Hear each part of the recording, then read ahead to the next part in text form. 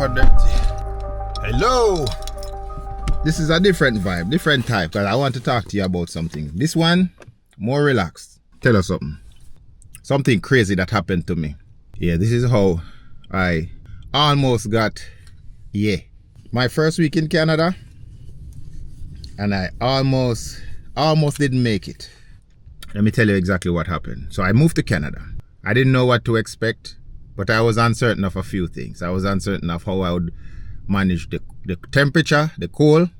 I was uncertain of what type of job I would get. But my wife, she knew somebody, and that person knew somebody. You know how that goes. And they found a way to ask somebody who had a business if I could get a job. The crazy thing was, that job was a flooring job, and I knew nothing about flooring. I don't know how to install flooring. Only thing I know about flooring is that you walk on it. That's all I knew. But I was getting this job to install floors, install hardwood floor. I said, you know what? I'm here, need some money. So we have to get it done, right? Because it's all about the journey, right? You have to get things done. So the guy told me, I should meet him at this particular spot so he could, take me to the job. He was a Guyanese guy too, so it's all a West Indian link, because the owner of the business from Guyana, and some other guys that I saw him working with were from Barbados, and I think another one from St. Lucia. So it was all a West Indies, Caribbean type of vibe. So he picked me up and we went to the job. This house was owned by a Sri Lankan family. Amazing. Because this Sri Lankan family, the owner, was a nice man. Nice family. The owner, on the first day, we started calling him Pops. He was an older type of man, right? At the time. He was like, I would say maybe early 70s, between late 60s and early 70s. But anyway, Pops was a nice man, but Pops did not speak much English. But at the same time, as soon as we went there, I started, because he's from Sri Lanka and I'm fresh out of the West Indies, fresh out of the Caribbean, I instantly thought, maybe we had something in common with cricket. So I started to talk to him about cricket. Instantly, it was a hit. Pops really liked me. Every morning he came in, he would, hey, my brother. Even though his English wasn't so good, but he could say a few things. Hey, my brother, how are you? And, that was the good vibe. We greet each other in the morning and everything was good. But the meat of the matter is, let me tell you, I had to do some real grimy work. When I say grimy, I mean dusty, dirty work, because we had to pull the carpet out of each room, like rip up the carpet, and then we had to remove the nails. If you do flooring, you would know it's nothing nice, nothing easy to rip up carpet and remove staples and remove nails. It's a dusty, dirty job. So that's what I was doing, because I had to, because I didn't know the trade. I wasn't skilled, so you would expect that those were the things that I would be doing. Anyway, I had this high expectation, high hopes. All was on my mind was getting that money. Believe me. That's all that was on my mind. My gosh. Sometimes you remember these journeys. Sometimes you remember these things you go through and you wonder how you did it. Not this one in particular, but other things, you wonder, you look back and you have to shake your head. Like, seriously, how did I do all of that? But I was ripping floors, ripping things out of it's very windy. It's shaking the car right now. Let me see if I can show you. Look at, if you can see them trees right there, them shrubs. So windy right there, look. Cool. Anyway, so I was ripping floors out, tearing up things, and we did most rooms in the house, because it was a decent sized house. So we did most rooms, and while me and the other guy from Barbados was ripping out the carpet, the other professionals, I should say, the owner and the other guy, they were putting the floors throughout in other rooms in the house. So let's say almost a week passed, and I went there again. Pops greeted me as usual. Hey brother, how are you? Da, da, da, da.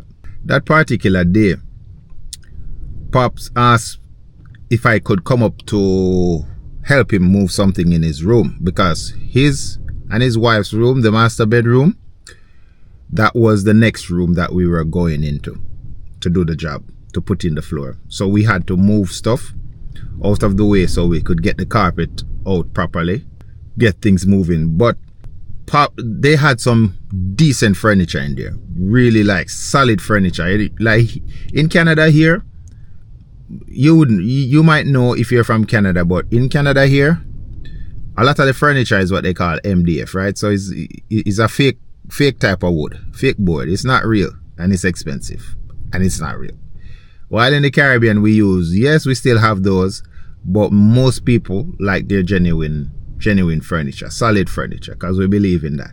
So these Sri Lankan people, they had their solid furniture, solid. Like, okay, so I was supposed to help him move a bedside table into a corner, because him and his wife, they move a few things already. They wanted me to move the bedside table into the corner. I said, okay, no problem. So Pops was facing me, and the direction I'm going was in reverse, right? I had to walk backwards so that we could put that bedside table in the corner. But when I tried to lift that bedside table, my friend, let me tell you this, that was a very heavy table. I don't know what was in it, but the table itself, the wood that the table was made from, was quite solid. So that could add some weight to it too. But maybe there was something in it that was, I don't know if somebody was curled up in there, because it must be, because it was so heavy. I positioned myself properly to grab the table properly, and Pops was well in the other side, and his wife was standing on the other side of the room watching us. So as I said, his English was not good.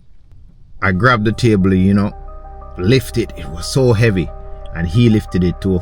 So I was trying to shuffle myself into the corner, trying to navigate my way, and so he started saying something in his Sri Lankan language. Now, I don't know what he's saying in his Sri Lankan language, but I figured he was just talking to his wife. So I was there, nodding and smiling, because my mother taught me, like, just be polite, nod and smile, because I was busy trying to figure my way into that corner, because this table was so heavy. Pops was saying something again. I looked at him, so I nodded and I smiled. He was there talking again, but his talking was getting louder each time. I don't know what he's saying, so I'm there nodding and smiling, because that's what you have to do when you don't know, right? I'm still trying to figure my way, looking backwards, looking behind me to see what was there so I could get this table, because it was so heavy. I had a firm grip on it. Pop started talking again, but this time it got louder. And I said, man. Anyway, I nodded and smiled. And again, he started talking. He started saying something. The same words coming out again. But this time, his eyes were bulging. Now, that took me off guard. Now I said, okay, there must be something wrong in my mind. So I stopped and put the table down. And he was just going on, and his eyes were bulging. And when I looked down, like immediately, I saw that Pop's finger was caught. A couple of his fingers were caught in the jar. And I had such a firm grip on that jar. So I was squeezing the heck out of Pop's fingers all this time. And I didn't know. Let me tell you something, my friend. Let me tell you something. This man quickly removed his fingers. Right? Grab them. Hold them. And he was looking at me. His wife came over and tried to console him, but he was just looking at me as if he was saying, I want to do something to you, if you know what I mean. As if he wanted to come over and try to fight me or something. So I was backing up a bit, because I'm ready. I was thinking, okay, I have to defend myself now. But his wife was like pulling him away from me, and he was slightly moving towards me. But brother, I don't understand your language. So how can you talk to me telling me that your fingers are caught in the table? I don't understand your language, brother. I'm from Jamaica. I'm not from Sri Lanka. So I don't, but trust me, that was a crazy situation, because even after everything, and his wife kept pulling him away, he was still trying to move towards me, like he was, you know, man. So I waited, and he somehow his wife convinced him. They were there talking. I can't imagine the things that they were saying about me, especially him. He just left the room. I left the room because that man seemed like he wanted to come after me. Even though he was the one who put his finger in the jar. Yes, I was the one squeezing it. Yes, true. I put my hands up for that. No pun intended.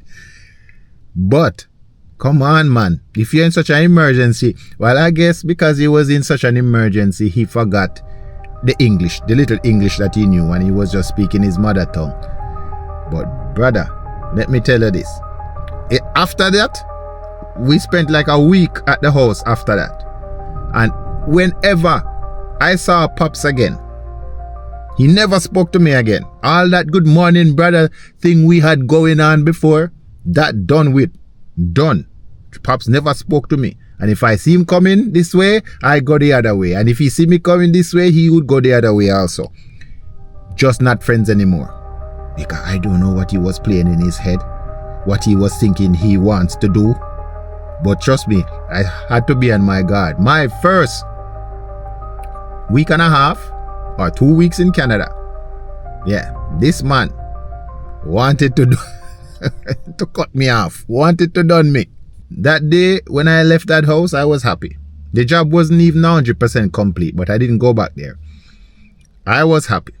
Well, I don't know if you like this type of video. I'll probably do some more because I have some crazy stories, Probably do some more, but let me know in the comments. Type, do more, or whatever. See you on the next one. And remember, it's not just the destination. It's the finger. No, it's not just the destination. It's the journey. Bless up.